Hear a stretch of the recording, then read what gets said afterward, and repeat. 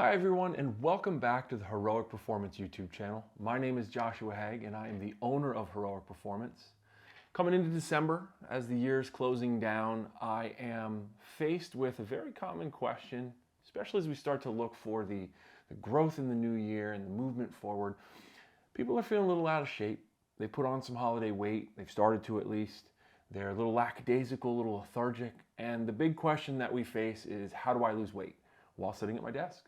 I have a 9-to-5 desk job or maybe even more.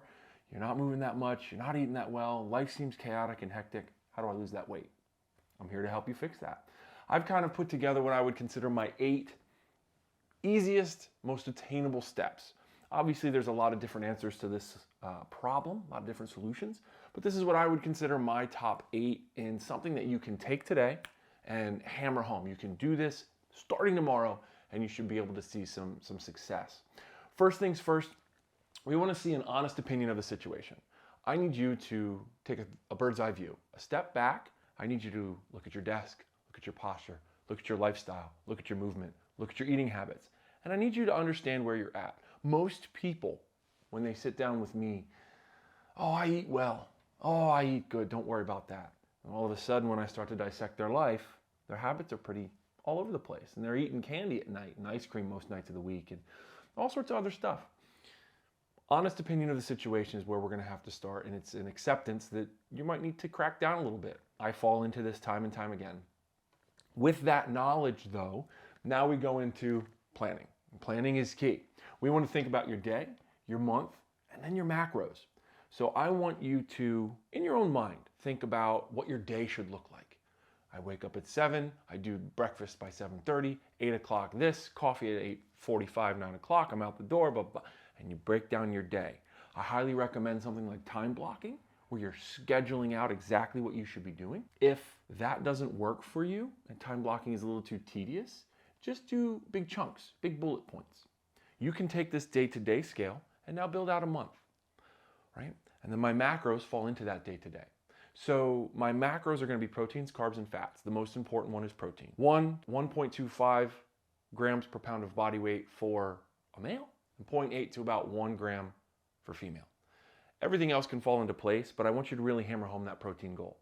I need you focused on eating good, clean sources, right? And consistently through the day, okay? And that day turns into month turns into year. Once we hit our planning goal, we then move on to preparation, and I would say preparation is king. This is meal prep. This is bringing your food into work. This is knowing you're going to want to get snacky when you're bored. Having those good snacks at your desk ready to go, right? When you have that feeling of, I got to do something, I have to eat something. I'd rather you reaching for a good set of even crackers and peanut butter versus a Snickers bar. Now, okay, Greek yogurt, carrots, rice cakes and peanut butter, things like that, really great solutions for snacks are obviously going to be your best, but I'd rather you work up a pyramid. Rome wasn't built in a day, right? So just give me something beyond just a candy bar or grab and go stuff from maybe an office break room or things like that. Put some thought into what you're snacking on each and every day and bring your meals. A lot of the times I hear that office people order out a lot, or they have things catered all the time, or the snack room or the break room has this beautiful fridge and bagels and cream cheese and all sorts of stuff. Just assume you're not going to eat there, right? Now, how are you going to get your food for the rest of the day? So that's where our preparation comes into play.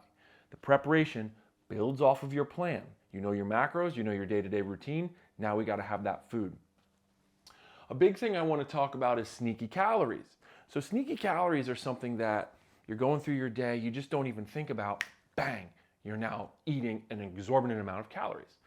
Snacking, sugar drinks like Gatorades. A lot of the times people think they're being healthy with a hydration-based drink, and it's loaded with sugar. Well, that's great if you're an athlete, if you're recovering from sports, when you're in that sponge mode after exercise.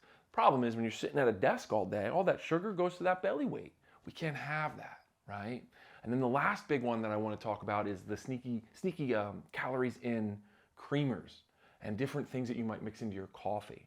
I'll have a lot of people who drink 2 or 3 cups of coffee through their day, but they're pouring, a good quarter cup of half and half into their coffee.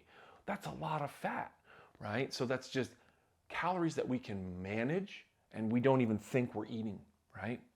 Once we've got our food and preparation down, I want us to think about what our workspace looks like, right? So a workspace is going to be something that represents where your mind is at. If you're focused on your tactics through the day, on your plan through the day, on your preparation, your workspace should be organized. You're also not going to have a sneaky snack sitting under something. You're not going to be able to hide some of the things. You're going to see it blatantly in your face that you should not have that on your desk. It helps you just stay true to the goal, true to the path forward, right? Next, I want you to time your planned eating. So if I'm getting into work at 9, I know I have a snack at 10. Whether or not you want the snack right then, forcing and eating a healthy snack at a specific time is going to help you avoid cravings, binging, things like that. I know my lunch break is at noon or 1. I need something in that middle of the day, an apple, a banana. Bring it, but plan it. Okay, breakfast at 9, snack at 10:30, lunch at 12, another snack at 12:30, 1 o'clock, whatever. But now all of a sudden you have this tactful plan through the day and you're allowed to relax a little bit as you go through your workday because you know you're going to eat and you're not going to be reaching for different things. Now the final piece of the puzzle, move your body 3 times in a day. Josh, I'm working all day, I've got kids, I've got a wife or a significant other, we've got to cook when we get home, right? What do? You can absolutely move 3 times a day. Get up in the morning, give me 5 to 10 minutes of stretching. Wake up 10 minutes early, that's it. Sit on your floor, stretch just a little bit. In the middle of the day, go for a walk. 15, 20 minutes if you can. Of course, I would love a longer walk or ride a bike or go for a run or bigger exercise. But if you can't, you give me a short little burst, something to move your body.